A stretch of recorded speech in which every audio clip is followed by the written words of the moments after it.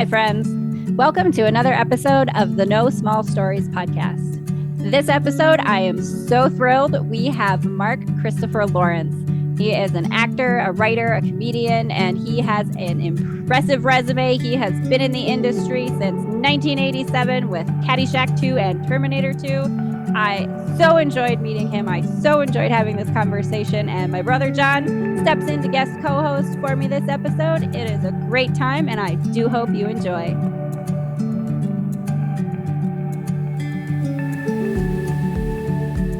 All right. Well, thank you so much, everyone, for joining us for another episode of the No Small Stories podcast. This episode, I have my brother John, who is guest co-hosting with me. And we have Mark Christopher Lawrence. I am so super thrilled to have you on the podcast. Your career is impressive. And so actor, comedian, writer, producer, you have been in the industry for quite a impressive amount of time. So I would love very much. Can we start off with how you got into acting and this whole life journey career that you've been on to begin with? You should have started off by saying, and your brother Mark Christopher Lawrence too. Do I get to family? I like it. I'm happy to have you be family. I don't have a problem with that. Well, where do I in high school? My English teacher got me involved in my first play, and she talked me into getting on the speech team, which ultimately led to me being at USC on a speech scholarship. Okay. And while I was there, I took a speaking class for centering and got talked into auditioning for the acting program at SC and got in. I was already a junior.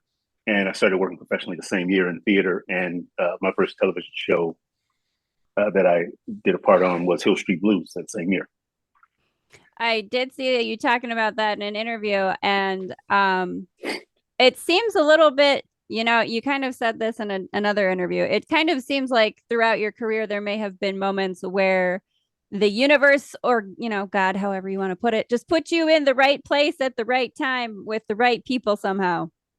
Well, I always put it God because that my faith is very strong in the way I believe, and yes, I think God put me where I need to be.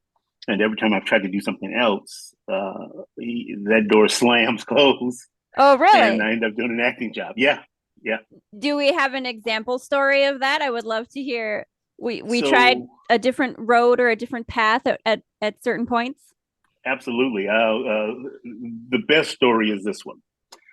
About 4 or 5 years out of college, all my debate team friends were clerking for judges or working for major law firms.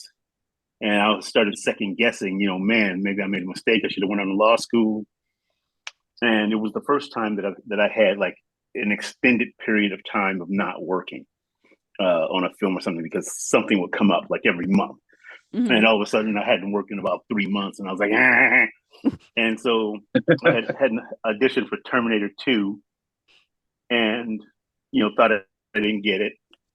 And like 2-3 months go by and I'm like, okay, I need to do something. I'm looking in the LA Weekly, this publication, and I see learn to deal cards. We have placement in Vegas, Monaco. I love it. 6-figure salaries. So you can go down and audit the class, and if you like it, it's $499. Okay. And they teach you to be a dealer. So I was like, okay, I'm going to do that. So I go down, I audit the class, and before the first break, Suits came in and shut the class down. Apparently, they were laundering money through the class. I was so glad I didn't give them mine. Yeah, at least they came in before you gave anybody a check, right? Right, exactly. And then about a week or two later, I get a call from the wardrobe designer from Terminator 2, asking me for my sizes. And I was like, what's this for? She goes, Terminator 2. So I called my agent. I said, hey, the wardrobe lady called me and asked for my sizes. She says, yeah, we're on the phone with them now. From Terminator 2. And that's how, that was a clear example of No, you're not doing that. You're going to do this. I love it. But isn't it good to know that you're supported in your career choice by, divine intervention? Well, I'll tell you another funny story. Just the other day, I said to a friend of mine online, I sent a message. I said, "Hey, pray for me because the strike is bugging me. I feel like I need to be doing some acting work." And right the next day, I get an email saying that there's an offer on the table. And so right now I'm in Louisville, Kentucky. Oh, that's why you had to travel. Yeah, Excellent. I yeah. mean, ask and you shall receive, right? For Mm-hmm. sure. Or as they say here at Louisville. Louisville, Yeah. yeah. I don't think we're from the Dakotas, so we have our own little like weird accent things that we have too, but Yeah. I don't know if I we're like the quite. Dakotas. In fact, um, one of my good friends moved his business from San Diego to the Dakotas, just to what is it? Sioux Falls? No, Sturgis? Sturgis. Yeah, The what's his Sturgis. business? He makes custom firearms. That Oh, okay. that Yeah. I was gonna say, yeah, that's a business that would be in Sturgis. That makes sense. Bike Yeah, rally for sure. every year. There are gonna be buying guns. That makes sense. Yeah. Very funny. Well, Mark, I did hear something about you. Are you a competitive shooter? Well, that's how I met Irv from Barstow Yeah, Barrels. okay. I was gonna Was say at a you've kind of become a gun owner and a competitive shooter. I watched a video on that a little bit. yeah. Which is funny is like you can call it competitive shooting, but I'm not good like people who are good. Yeah, Like I went to the Bianchi Cup like 4 or 5 years in a row, and the guy that won it, he won it like 15 or 16 times in a row. yep. And I asked him, I said, what do you do? He said, I treat it like a job. He said, I get up in the morning, I have my breakfast, I go out and shoot in my backyard for a couple of hours, take my kids to school, come back, shoot for a couple of hours, go run my errands, come back, shoot for a couple of hours, go pick the kids up, come back, shoot for a couple of hours. He says it's a Yep. job. That's pretty intense. And to Yep. get your patch on his sleeve, it's like Yep. 50K. Well, because like growing up in the Dakotas, like gun shooting and hunting in itself is almost a religion. You know what I mean? Because it's like it puts food on the table. And I remember all the time you could drive a mile out of town and go skeet shooting for 8 hours if you wanted to. Right, right. And a lot of people are 6 years old and they get, they learn how to use a gun. And I appreciate that about like coming up in a rural area, because you get the opportunity to know that this is not a toy. You know what I mean? Exactly. Yeah, hunter safety classes are pretty common for young people where we grew up, which is not the worst thing, right? It's better that you can be safe with them for sure. Any education's good. So I do want to ask you, because it's something that I kind of think is interesting. So I mean, you've had a long career in film, television, doing theater, doing all these different acting roles and facets.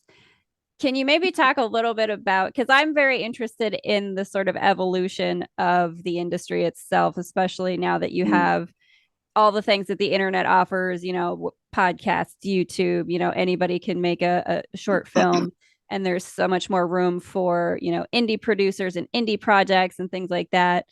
Right. What's kind of your perspective on the way that things have shifted throughout your career in terms of the things that are available?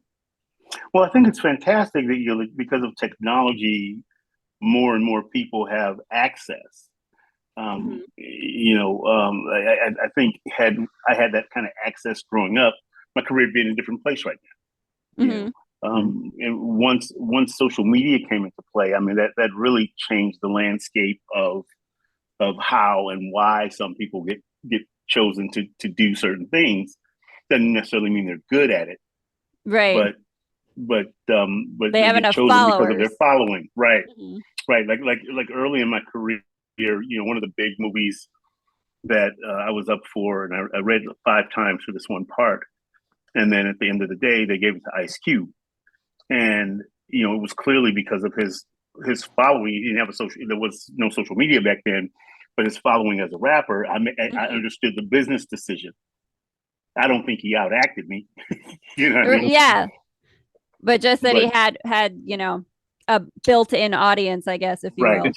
right, and I think people being able to control that part of their career, being able to have some modicum of control of getting those numbers up, which is I'm in the process of that now, trying to, because I'm late to the game. I'm trying to get the numbers up, because it directly affects what you get paid. As a comedian, it affects where you get booked. Back in the old days, just based on my resume, I can get booked at any club in the country. And now I hardly even get a email back when I send out an inquiry, and I know that it's because my numbers are not up. Gotta get on that YouTube and posting on that content and start selling tickets directly to followers. I think it's kind of how comedians are starting to do it now, right? Just building their own audience and selling tickets directly to fans for a venue rather than getting booked like you normally would. Exactly. Yeah.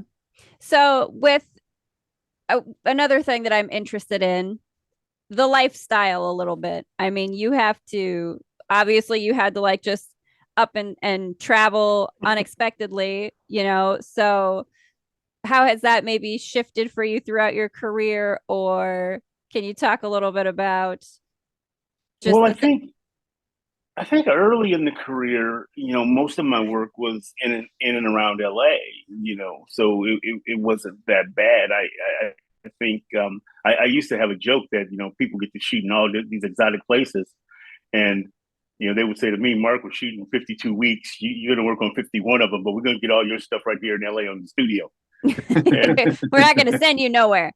Right, you ain't going nowhere. Don't pack a bag.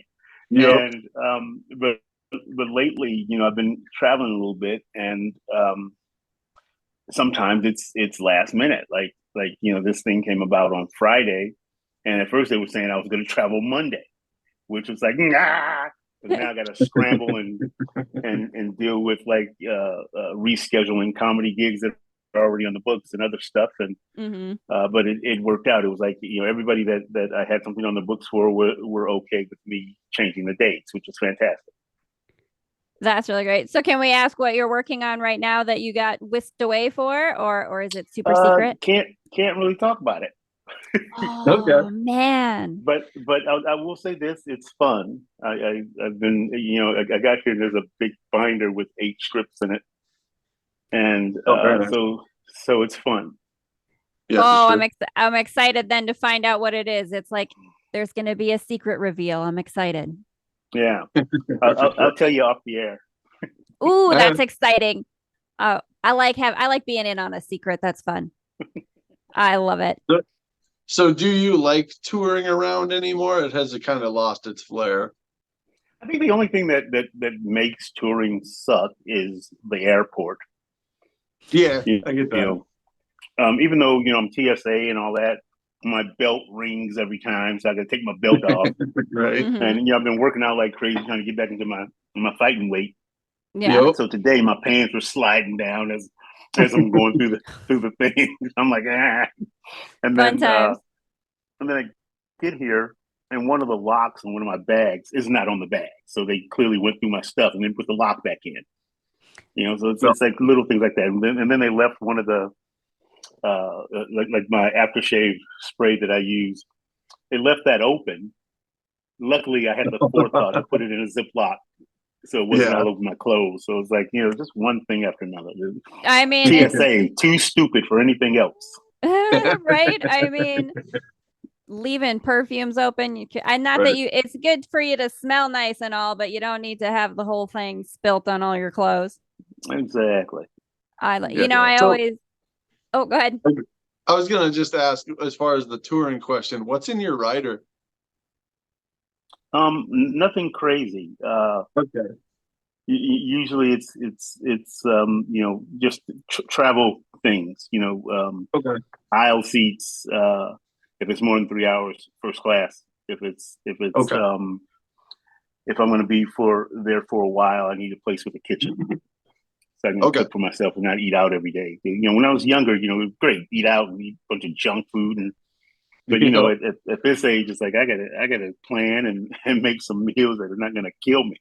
Yeah, I was gonna say you can't be dealing with that heartburn all the time if you're gonna be working and traveling. Exactly. Nobody wants that.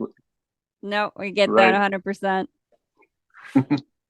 I love it. So can you do you have any sort of favorite stories from being on the road? Any, favorite maybe interactions that you've had, like with your comedy work and your stand-up?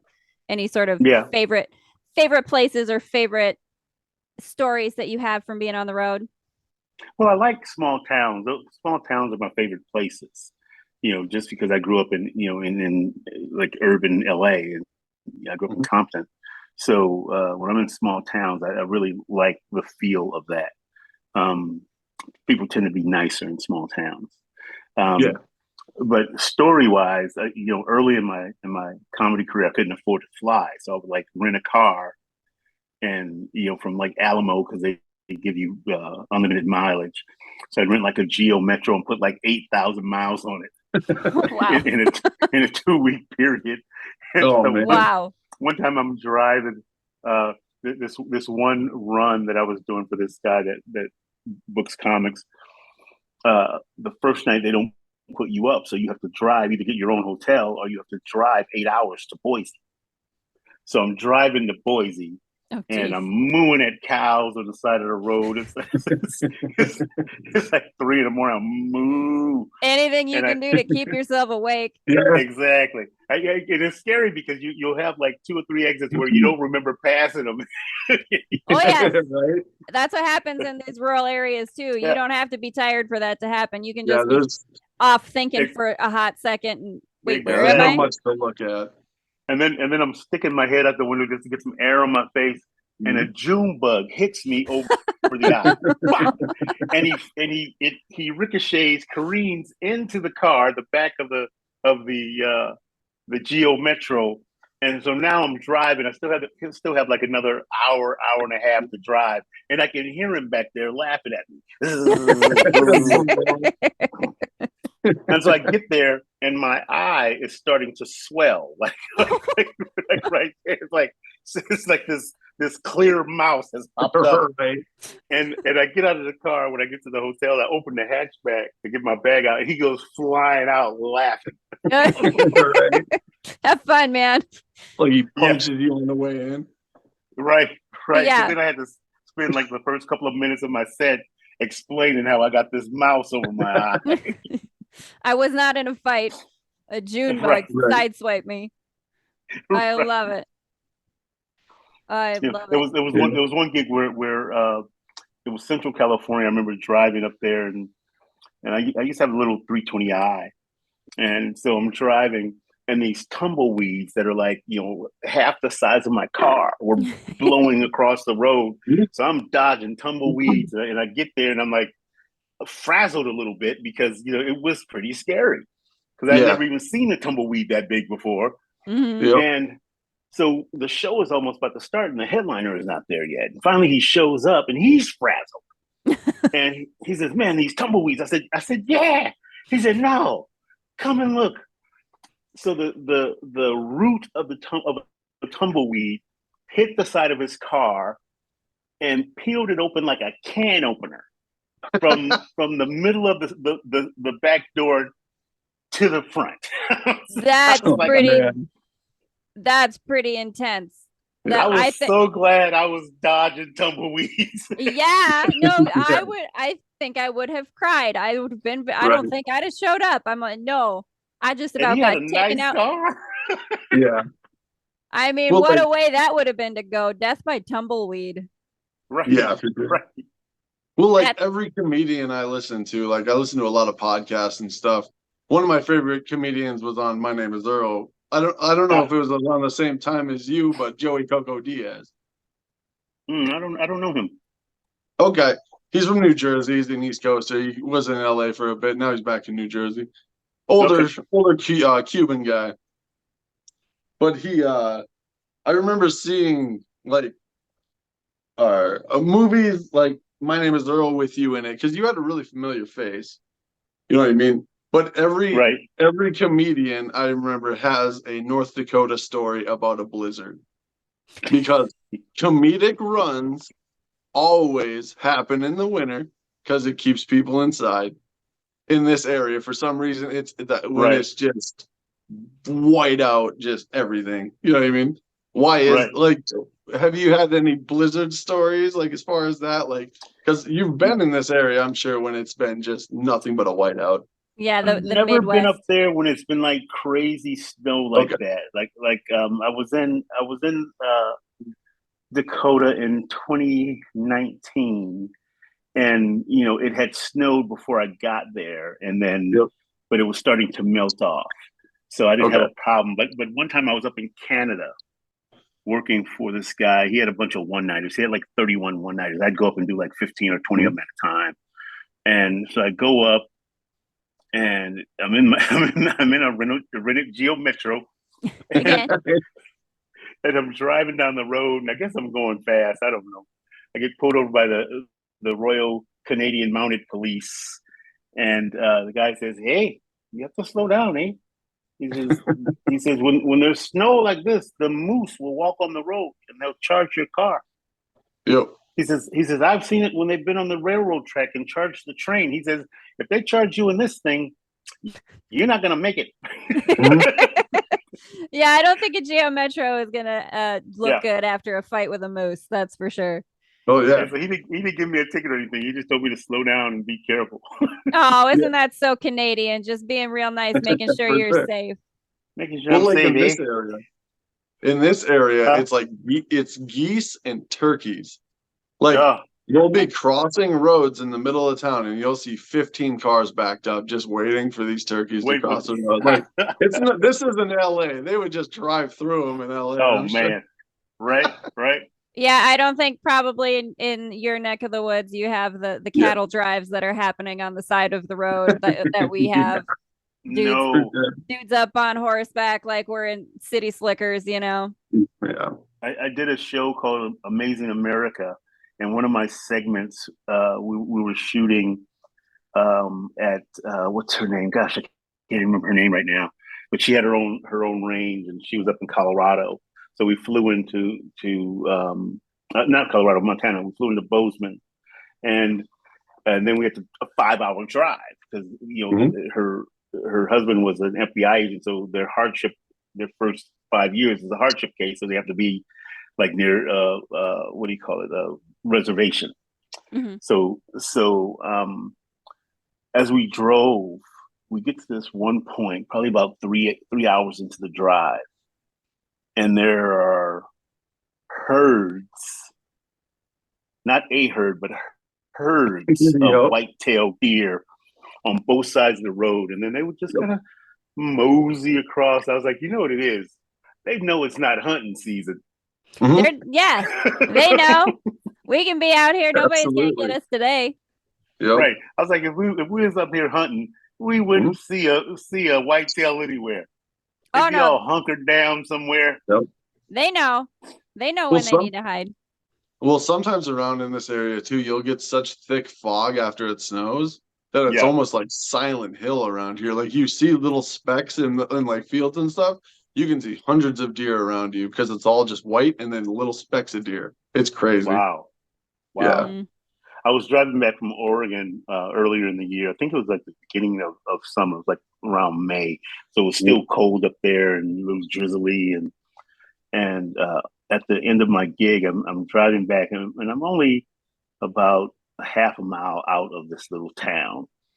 And I see people have pulled over to the side of the road and they're out taking pictures and they're crossing the road. And I'm going to say it wasn't black people. And I look, I look to the side. We of the know. road. We know what we do. I listen. Yeah, I already know that whatever this is, I would have been in that crowd.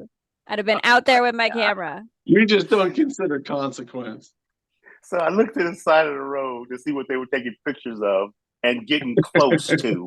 Yeah. Mhm. And there's like a clear cut in the side of the road of the forest, right? There's a clear cut, and there are at least 30 or 40 moose all different sizes and shapes, and babies and mamas and big horn daddies. Mhm. And I was like, see, somebody is going to be made an example of.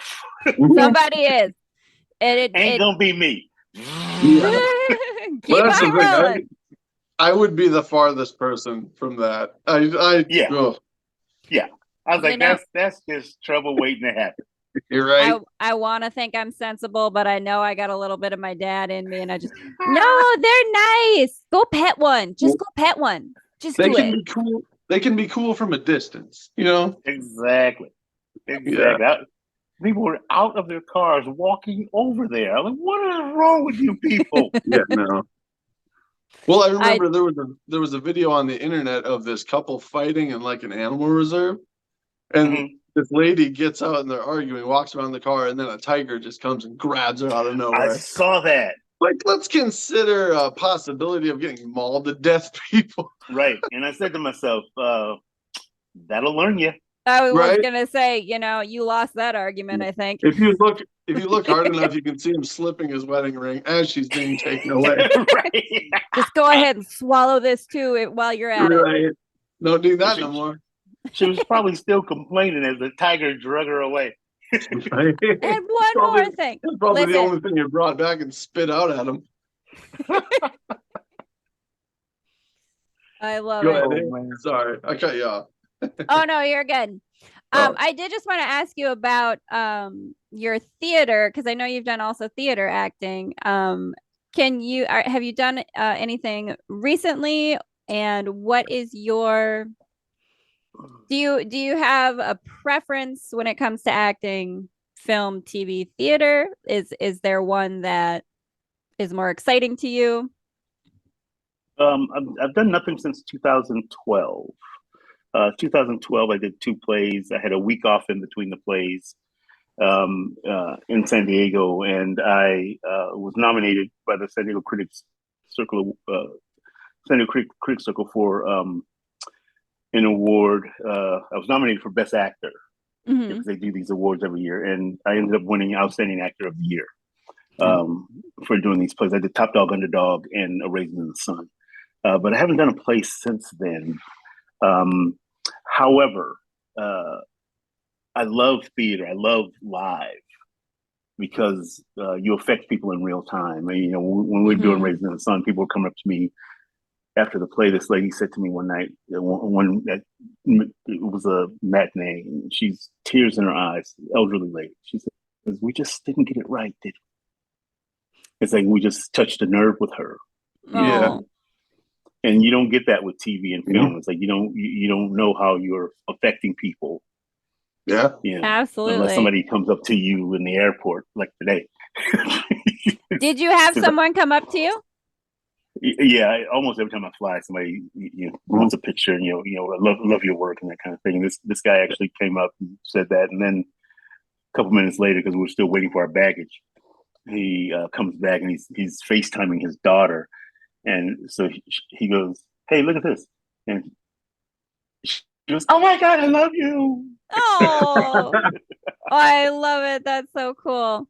So, I mean, when it comes to that sort of thing, like direct fan interaction, are you pretty cool with that? Fine with that? Like I'd rather people say something than just stare at me, because I get that a lot Yep. too. And I'm from Compton, so it's in there. So if you're staring at me, then the first thing I think is, why are they staring at me? I gotta get my hands free in case somebody starts something. Yeah. yeah, I gotta be ready. What's going on? Yeah. For sure. That's all right. There was a guy sitting behind me that he got my backpack down for me, and my backpack is like heavier than one of my bags that I'm carrying. He goes, "What do you got in there? Bricks?" I said, "I don't know." I Right. said, "Tonight I'm gonna go through it and see if there's anything I can get rid of, because it's really heavy." And, but I started using a backpack when I traveled years ago because of that, because people were staring at me, and it's like, okay, I need my hands free. Yeah. So, gotta be slightly paranoid, but also potentially excited. Like, is this Right. going to be a fun interaction, or are we going to throw down? Right. Well, I'll tell you a story. I was I used to take the train from LA to San Diego and back. or San Diego to LA and back. And one night, I'm taking the 10 o'clock, 10:10 train, the Surfliner back to San Diego.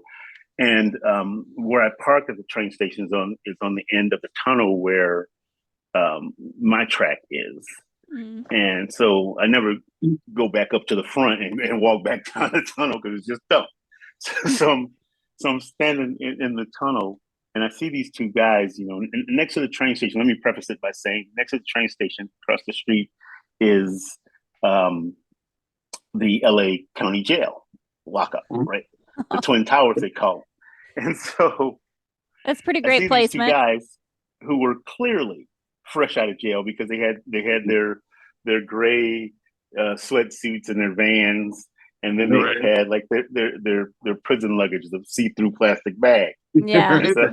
So I see them staring at me, and I was like, okay, let me just go up on the platform. So I take the stairs up the platform, just to and then a couple minutes later, I see them. They must have went up the other side of the platform, which is a big long ramp, and then I see them coming toward me. So I'm like, okay, I'm taking my backpack off and put it down, and then I'm devising my plan. If something jumps off, I'm pushing the big guy down onto the tracks, and then I'm throwing this little one down those stairs. Right? I thought you were going to take the backpack because it's heavy and just start swinging. Be throwing that around. Yeah, that was my plan. And then as they walk up, they get about 5 feet away and say, "Hey man, we just want to say we've been watching you on that show, Chuck, and while we was in the pen, and it was great, man. You very funny." Oh. You only knew you was about to be down there. Right. You just had a narrow escape, friend. Yeah. Well, that probably drives you nuts, like just because people are always nosing their phones, they don't pay attention to what's around them. You know what I mean? Right. Like nowadays, everyone's just on their phone, earbuds in, you're walking down the street. It's like you're gonna get robbed. Well, the other night, I was doing comedy at the Madhouse in downtown San Diego, and people are already dressed for Halloween, but people are texting and walking across the street in front of moving cars, and I'm like, I got really good insurance. Right. I might have good insurance too, but I like my legs in one pieces, please. Right, for sure. I prefer them that way. I'm just talking about people walking in front of my car. It seems like fun till you taste in your own blood. So you're texting and then and I never text and drive. I don't do this. I'll speak to text, but I won't like pick the phone up. If somebody sends me an image, I say I gotta look at it later. But people are like literally walking with their head buried in their phone. It's like now you're walking against the light, and cars are coming. Right. And it's whose fault is it then, right? Like then you got to have that argument. Nobody wants. Well, if he's walking against the light, it's not my fault. For sure. Be paying attention. I love it. Mm-hmm. So can I ask also, do you have a favorite project that you have ever worked on? Like what, you're probably most known for Chuck, but do you have a project that, I don't know, was just a better experience than the other ones, or one that I don't know that it was a better experience, but it was probably the most fun I've ever had on a project, and it's a project that's totally against my brand right now. But I don't know if you guys are familiar with This Is Spinal Tap. Yeah. Yeah. So I did a rap Spinal Tap called "Fear of a Black Hat." I love it already. And so we're a rap group, and NWH. And it's with hats. I love it. And it's probably the only thing that I've done in my career that I just watch it and laugh. It's like I don't even think I was a good actor back then. It's like I watch it, I go, man, my acting was terrible, but it's funny. Yeah, for sure. But if you have a good time, it comes through, right? Like as long as you're having fun, I think that shows in the energy of whatever you're working on. Well, Rusty Cundiff wrote and directed it, and Rusty wrote and directed a bunch of the Dave Chappelle show. And he and I have been friends since like the 11th grade when I first started doing comedy, and he approached me one time and said, "Hey, I got this thing that I want to do, and it's called The Trial of NWH." And so he did it to shop his writing, and then somebody saw it from ITC Entertainment Group and said, "Hey, we want to make this movie," and so we made the movie, and we got Larry B. Scott to be the other member of the group. Larry is Lamar from Revenge of the Nerds. Yeah. And he's so hardcore and filled with black hat. Hardcore and dumb. But you know, sometimes it's fun though. I was gonna say sometimes that kind of movie, even for me as someone who watches movies, sometimes when you have something that like is just outrageous and ridiculous, it is the best. You have the best time with it, watching it too, and it's definitely one of those. I think if people have a good time making it, it's definitely something that you can get that energy when you're watching it. Right. I was in Canada working when the premiere happened, and so I didn't get to see it. My sister and my mom went, and it was back in the pager days. And my mother left me a message on my pager. She says, "Well, I grew up, in a very Christian household, and she says, well, I saw your little movie." She says, "I had to go home and repent." She says it was pretty funny though. It was pretty funny. And then she goes, "Did you have to show your booty?" Oh, I love it. I liked your movie, but I had to go repent afterwards. Thanks, Mom. That's nice. I kind of get the feeling I would get that kind of message from my mother on just about anything I would do, though. So that's all right. So I also was going to ask about, the writer's strike, the acting strike, and, what you're dealing with that and what you're kind of doing to keep yourself busy. And also, I do wonder a little bit with the strikes and the things that are going on. Do you think that there's kind of an opportunity there for maybe more smaller projects, more independent kind of things to gain some momentum a little bit? I don't know if that makes sense. Because I guess I kind of see a little bit what we sort of talked about before of the kind of old guard changing in the sense of more people having access, and maybe sort of Hollywood in general not necessarily being kind of the gatekeepers of whether or not you get to be in a project or what have you. So I mean, can you speak to that a little bit in terms of kind of how you're going through the strike processes and still keeping yourself busy? Well, I'm clearly doing a lot of stand up, and I've had some charity work that I've done.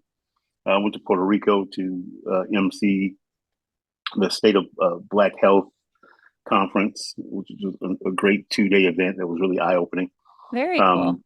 I hosted the fundraising gala for Bethany House of Virginia. Okay. And I do 4 events a year for Human Growth Foundation. So one of those came up, and we have another one coming up in December. So you do a lot of charitable work. So I've been doing that stuff, yeah. And very nice. And the stand up keeps me going. The writer's strike is over. They got a great deal. SAG went back to the table, and initially the producers, put another offer on the table that was worse than their original offer. And bit insulting. And then so when SAG presented, our offer to them, they just got up and walked away. Didn't even counter or anything. Just looked at it and nope, and left. But I guess they've been back at the table for about 4 days now. So hopefully they're working through it, and we're getting closer to a deal. You never know. Some of the rhetoric coming out of the mouths of some of the producer side, is really offensive and counterproductive, I think, and really shows an attitude of disrespect and not really wanting to negotiate in good faith. But it's got to be done. If you want to get back to work, and you're going to have to sit down and talk. And so it looks like they're doing that right now. So we'll see what happens. Yeah. Do you think that? I mean, I still do just have a lot of maybe hope being being someone who is, you know, interested in all of these things, and this podcast that we do, we kind of talk a little bit about, you know, creating community around creative people, you know, whatever it is that you do, because you never know who you're going to meet when it comes to being able to be on a project or what have you. Right. I mean, do you foresee there being maybe a time when just actors in general are going to look at a situation like this, or writers even, and say, you know what, we don't need you anymore because there are enough other things that we could be going out and doing in these, you know, smaller production companies, or these, you know, other projects that people are doing. I think like we talked about earlier about there being more opportunity based on technology and based on outlets, Mm-hmm. because there's a lot of outlets now. And some of the smaller companies have signed interim agreements, so that gives definitely a lot of opportunity for people doing projects under $3 million. So the I guess overall view is that people still have the opportunity to create, even if you're not creating a SAG film. You know, Right. if you can do that, if you can get some like-minded people together and put a project together, then that's great. Do that. Um, I think if you want to use some of the best actors in the world, then you need to sign an agreement. And I think that's just bottom line. Um, that being said, I think if you can create and you don't, then you're wasting your talent. Yeah. So I would encourage people to just, if you can write, if you have a friend that can write, if you, like me, I know my strengths when it comes to writing. It's like I'm good with doing a broad stroke on a story, but then I know people who can make it better, and I'll get it to them and say, hey, this is what I'm thinking. And then they'll take it to a different place. And I have like 3 or 4 friends that I write with that way. And that seems to be, for me, the best way to go in terms of creating. And in San Diego, there's a lot of independent film companies, and they shoot a lot of stuff in San Diego, a lot of small things, and some of it is really, really, really good. Mm-hmm. Some of them are students. I've done a couple of films for students in San Diego, and they were great. One of them I was nominated for an Emmy for. Well, that's amazing. So definitely, get your friends together and get to work. So as like I do writing. I have a fictional podcast that I produce myself. But there is a certain amount sometimes that I wonder about in terms of, has the internet and the advent of the platforms that are available made it so that you don't necessarily have to be in a place like San Diego or New York or LA or what have you in order to find your way into the industry in some way. And I don't know, maybe that's true, maybe that's not, but for someone who might be trying to look for an outlet or look to try to get their writing, out there in a bigger way, do you have advice? Because again, a lot of our podcasts, we do talk to a lot of, other creative people. And that's kind of a thing that we talk about is, are there outlets that maybe about that we don't know about, that aren't necessarily the things that are all over Reddit or what have you? Yeah, first of all, I think if you're in the mode of create. Go ahead and make your project. I mean, that a bird in the hand is gold. Once you have it in the can, then you can shop it. I mean, you can take it to film festivals. You can take it to like right now, a friend of mine from Colorado, they are in LA and Santa Monica at the AFM selling their projects. They have 5 or 6 films that they made, and they're selling them. And today was the first day, and they've already made some sales. So, create and then get out there. Going to the film markets, going to even putting stuff online. Like we shot a short right at the beginning of the pandemic, of the quarantine, called Stacks. Yep. And I was nominated for an Emmy for that. And we just put it on YouTube TV. So there's, and it's won a bunch of awards. So that there's definitely opportunity out there. I don't know all the places where you can go, but they're not hard to find. Right. I mean, you can find so much when you just, I mean, basic Google searches, you can I was find. just about to say they got this thing called Google that when I was growing up, we had Encyclopedia Britannica, and that didn't help you at all. Right. You were Yeah. having to like go places and peel off those like call for a audition or whatever, right? Right, right. Or buy a list of stickers from Samuel French Theater Bookstore. They use Hmm. other producers in town. Yeah. So Yeah. but now there's just many opportunities, and don't say I have an idea. Do it, get it done. People come to me all the Yeah. time and say, "Hey, I got this great idea." It's like, I don't want to hear your idea. I got my own ideas. Hmm. Mhm. And we're trying to get those done. I don't want to have time to do somebody else's idea. I said that if you have a script, that's a different thing. You got a script, come to me with a script, then we can talk about, like, how do we work together and get it shot, Hmm. where I don't have to use my money. Yeah. Yeah. Isn't that always the thing, having the capital to do it, right? Yeah, but sometimes, like, if you have a friend who's a sound guy, you have a friend who's an editor, you have a friend who's a director, you have a friend who's an AD, and you put those people in the same room and say, "Hey, look, this is the project that we want to shoot. We should shoot this thing." And then all of a sudden, people say, "Yeah, let's shoot it." And then it becomes, how do we get locations? Hey, so and so's mom, let's use her house. So and so's dad, let's use his business. You know what I Hmm. mean? And you can get Mhm. things done. Like, I shot a film for a student, and we shot in his parents' house. They had this great house, that's in a very rural area, and Hmm. that's where we shot, and it was fantastic. And the thing won a bunch of awards. And I think that the opportunity for young filmmakers and young creatives to do things is abundant right now. Hmm. And the technology is inexpensive. And like, some of these cameras, man, it's like you get like those lanterns, those Asian lanterns, Oh and yeah. you light a whole scene with one of those. Hmm. I did an episode of Black Jesus, and they needed it to Yep. be daytime, and they floated up like this big balloon that was basically one of those lanterns, Yeah.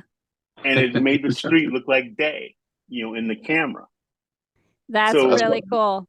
yeah, so the technology is incredible and inexpensive. So go to work. Stop sitting around saying you have an idea. You get some friends together and get it done.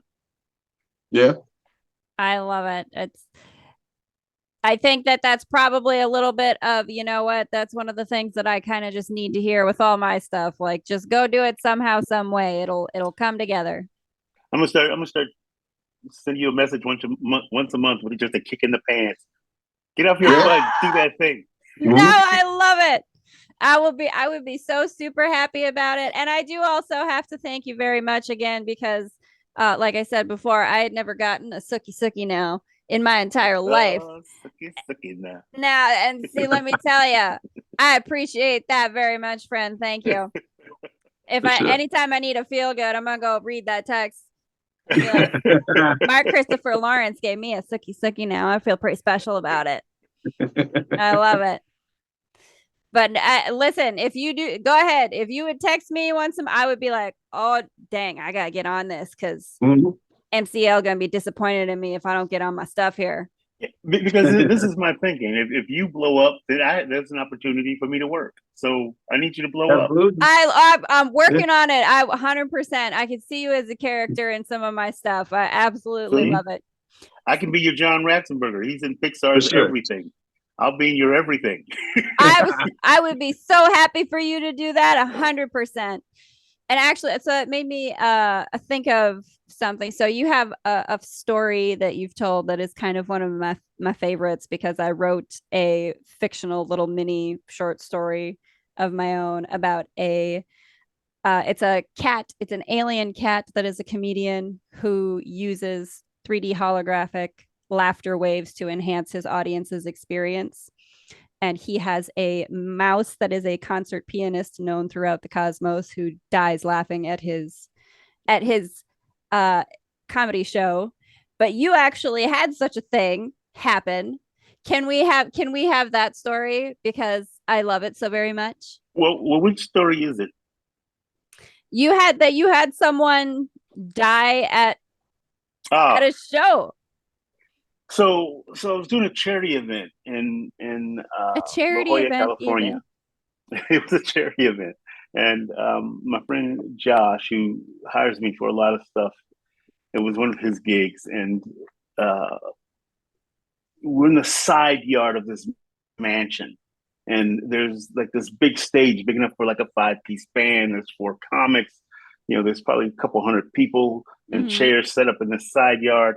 And first thing that came to my mind was, how much money you got? You can get a couple hundred people in your side yard. I can barely get my trash cans in the side yard. And so I'm closing the show. I'm doing 45 minutes, and I'm closing the show. And the first 3 comics go up. Everybody is funny. It's all heavy hitters on the show. I go up. I get about 12 minutes in, 13 minutes into my act. The host comes running up and he grabs the mic. He says, "I'm sorry, Mark." And he says, "Is there a doctor in the house?" And what had happened was some guy sitting on the left side of the side yard was having so much fun that he keeled over and died. The lady next to him said that he was having so much fun, he was laughing so hard, and he just slumped over. And I was so glad other comics were there to see it. Because now when I walk in the room, Right. they go, "There's Mark. He's killer." Right. He really knows how to kill with an audience. And then luckily for him, there were 4 doctors in the house that night. There were 4 doctors. The head ER doctor in San Diego was there, and they laid the guy out on the lawn, and they go to work on him. They resuscitate him, and he woke up giggling. I love it. And I'm trying not to be proud that I killed a dude with a joke, but there's a whole lot of ego comes with killing a dude with a joke. No, I say kudos to you very much. And I bet he was like on the other side of the veil for just a hot second, being like, "Y'all got to come watch this dude because it's good stuff." So what I heard was he was in a rehabilitation center telling people about my act, telling them that that's why he was there. And so the lady who was sitting next to him, I guess he was friends with her stepfather. And so we kept in touch, and she said, "Yeah, my stepdad has tried to get you an interview with him, because I want to take a camera and go and interview the guy so that I can get him saying that I killed him at this show." So that would be my intro from now on. Ladies and gentlemen, put your hands together. The killer, Mark Christopher. Right. I love it. It'd be fabulous. And we never could work it out because I was traveling a lot. And then by the time I was ready to go over there, when I could make it, his family had come from Texas and took him back home to Texas somewhere. So I was like, now I'm thinking about just getting an actor to do it. There you go. I mean, it's a great story. Do a reenactment. That's brilliant. And in this one, you could maybe you could do a story about, this time he does actually die and you get put on trial for like killing somebody via laughter or something like that. I will absolutely come and be your lawyer. And I got to spend some time in that 6x9 cell with Bubba. Oh yeah. You don't want to be doing that. Right. He's giving me the look. What you in for, sweetness? Right. I killed a dude, Bubba, with a joke. Knock, knock. One of the best lines is Eddie Murphy in Life when he's telling him, "I bit a man to death." Oh yeah. I mean, listen, I gotta say, I don't think there could probably be any better way I could think of to go than to die laughing. So you know what? It's really, it's not the worst way. Exactly. Well, he's just like, you don't know what I'll do. I'll stab you, choke you, bite you. I want to spit a man to death. Love it. That movie's great. I did Eddie Murphy's voice as the old man at the end of that movie when he and Martin are sitting in the crowd. Yeah. At the baseball game. So that's my voice. That's so great. Oh, no kidding. Yeah, he didn't want to come back in and do it. And so I ended up doing the voice match. So thank you, Eddie. I appreciate I got some work out of that. Good deal. Appreciate the contribution to my pension and health. Yeah. if you could put me in Dr. Doolittle 6 or something, that would be Right. fantastic. Yeah, I'll play a hippopotamus. I don't care. For Oh, sure. I was thinking more like, a long lost brother or something that comes along to help out with, the animals or something like Or that. that. There you go. I like Or Haleigh can go hippopotamus and too get her there. projects done and blow on up so we can stop playing around, Haleigh. All right. I'm gonna get on it. MCL says get on your stuff and do it. So Sure. now I have to. Now it is imperative. Well, we do want to be respectful of your time, and I so appreciate you coming and being on the podcast with us. I really do. It's been Thank so you. great talking to you. It's For been sure. fun. It's been fun. It was do it awesome again meeting sometime. you. I've also Well, we should heard, come back and talk about bringing back Christmas. I mean, that's opening on Thanksgiving. Oh, yes, whatever you have to plug for anything upcoming, do let the audience know. We've got, so I did see the ad for that, the Bringing Back Christmas. That's Thanksgiving. Yeah, bringing back Christmas, Thanksgiving, Amazon for sure. Mm-hmm. So definitely watch that. They've sent it to 4 festivals. I've won Best Actor at 3 of them. Oh, Okay. good. Congratulations to you. That's awesome. Yeah, and the film just keeps winning awards. It's like the first 2 festivals that won every award except one. And it just Content 2023 it won I think Best Story, Best Director, Best Actor, Best Actress, Best Supporting Actor, Best Supporting Actress. Yeah, so You're it's setting really the bar. You're setting the good bar Christmas really movie. pretty high for me if you want me to get my projects popping off. Like I'm short. I gotta tell you, like I have to jump real high.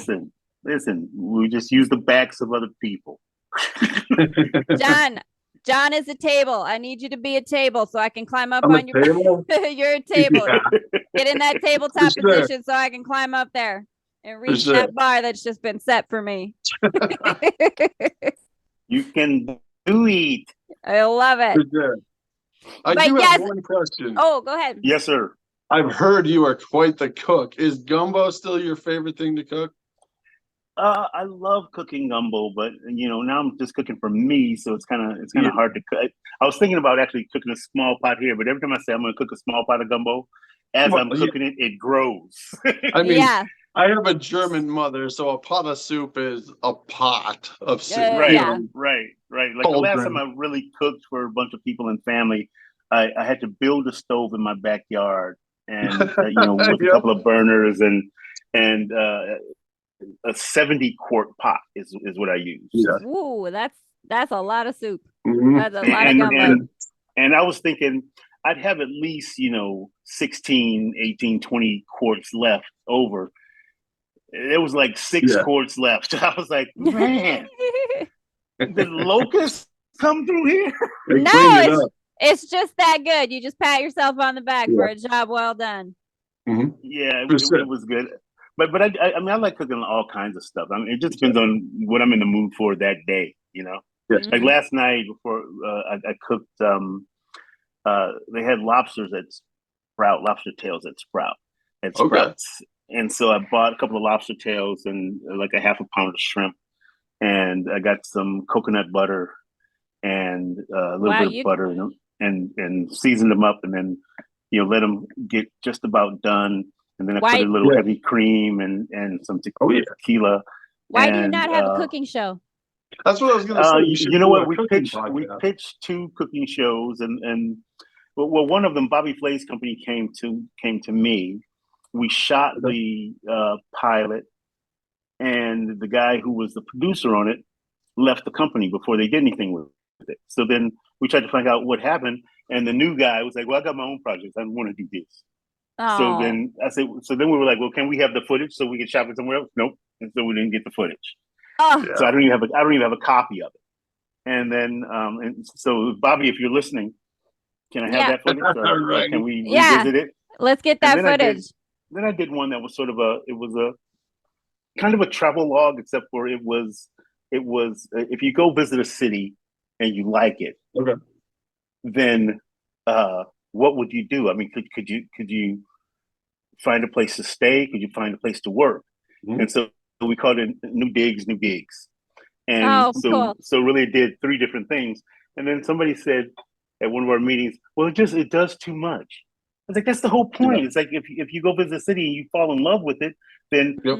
where do you work? Where do you? That's the whole process of life when you That's- figure that out. There's Right. a lot to it. So there were three elements. The first element was visiting a city. So we show you all this stuff about the city. Then we show you like jobs that you could get, and then we showed you like places to live. And how is that complicated? That's entertaining and that's edutainment right there. Yeah, and I thought for cities, it's a great show. It'd be a great show because it would showcase their city. Yeah, absolutely. Get the tourism departments in on the funding there. Yeah, there you go. Well, maybe I'll revisit that thing because it looks gorgeous. Yeah. That's one good thing about North Dakota is there's small little pocket towns. If they like make scratch food, like German food or something like that. Are you familiar with a lot of like the German food, like dumplings and stuff like that, or nifla soup, stuff like that? That's one that I'm good at making nifla. No, have you ever had nifla soup? It's called nifla, and no one outside of the Dakotas knows what it is. And it has a K in is it German? Yes, very. Yeah. There's a place in San Diego called Tip Top Butcher Shop. And it's like a German spot, and I bet you they have it. Oh yeah, they'll know what it is for sure. I love it. It's a cream soup with like dough and potatoes and just vegetables, stuff like that, and chicken stock and cream. Sounds yummy. I'm pretty good at that. Let's have a cook-off one day. I'll make nifla soup and you make gumbo, and we can have like that'd be a great. Yeah, but they're so different. Those are they're so different. They are, sure, but you know what? Let do like a comedian cook-off, and you guys are cooking all like way different things. So you have to be funny and you have to be a great cook. So you're judged on being on your comedy while you're cooking and entertaining everyone and the food. That show kind of exists. It's on Tubi. It's Scott Wood, and it's called Something Smells Funny. Okay. So I think he did 4 episodes. I did one of them. Yeah. Did you? Nice. I gotta go check that out now and see that because I think that would be super fun. We watched Something's Burning, Bert Kreischer's cooking show. Oh yeah. How's that? Yeah. So yeah. Let's get me and you on a project together. Johnny, you can help us. Let's then all go be on Bert's Something Burning show together, and it'll be a great party time. All right, let's get to work on something. I'm with it. I'm down. I'm so about it. Yeah. I love it.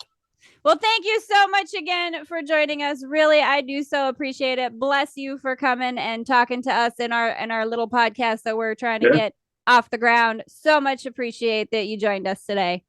Thank you. Thank you so much.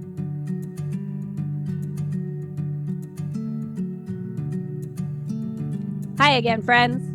That was our conversation with Mark Christopher Lawrence.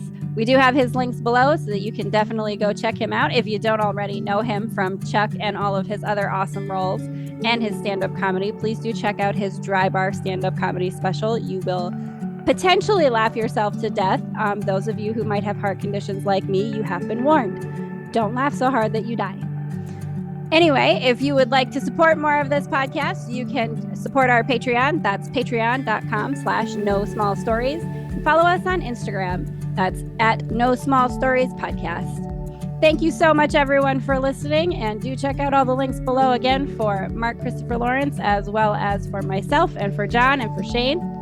And until next time, friends, remember, no matter how small you start, your story is always a big deal to us. Take care.